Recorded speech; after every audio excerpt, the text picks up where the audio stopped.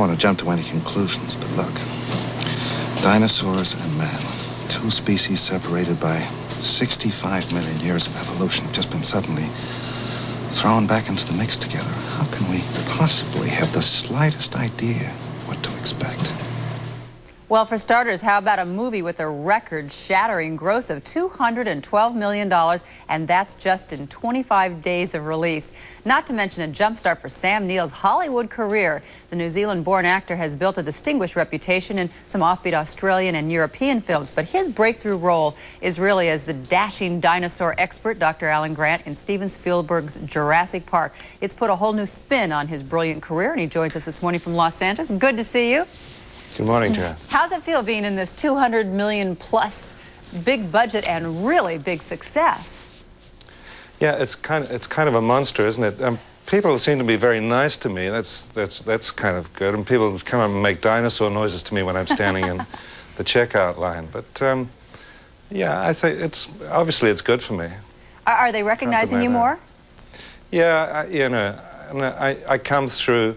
When I come into LA airport. There was a guy yesterday that came charging up to me, and I thought, oh, it's going to be another dinosaur question.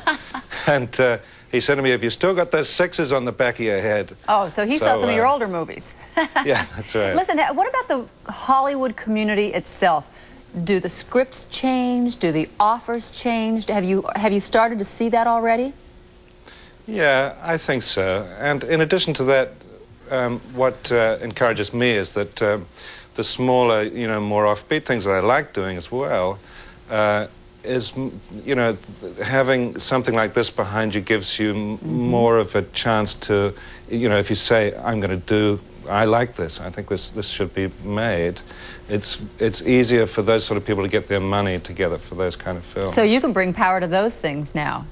That's good. Yeah, to an extent, I guess. That's right. We were just talking during the commercial break because we saw you and we were down on our trip down under. People are still talking about it. I think that they really enjoyed it. And you say that the reaction down there has really been tremendous as well.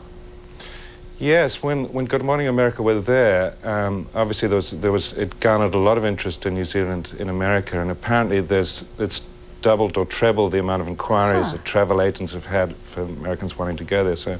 That's great. We were at your alma mater, Christ College, and in Christchurch. Now, as I understand it, you went there. That's really when you kind of started. Was that really when you decided I'm going to become an actor, even though it wasn't exactly the thing to do on that campus? The thing to do on that campus is to be a rugby player, I should point out.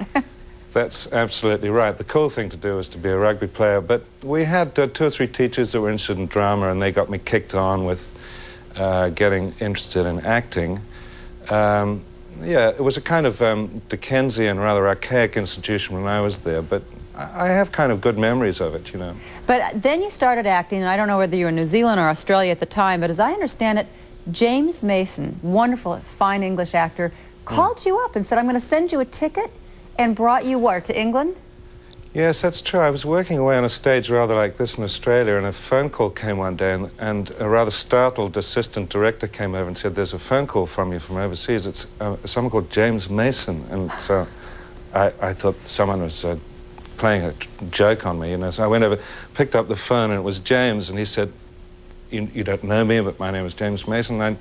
I like what you do, and I'm sending you an air ticket. I want you to come to Europe because this is where I think you should be working. And so I did, and I stayed with them for a week and never looked back.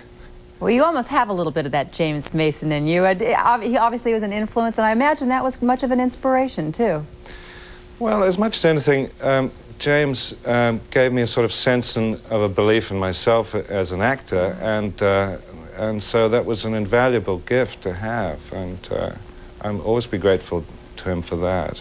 Well, I enjoyed you, and my kids enjoyed you, along with the other 210 million people who went to see Jurassic Park and who are still going to go see it. Nice to see you, Sam. Thanks. Thank you very much, Jan. And we'll be back. Coming up next, Julia Child.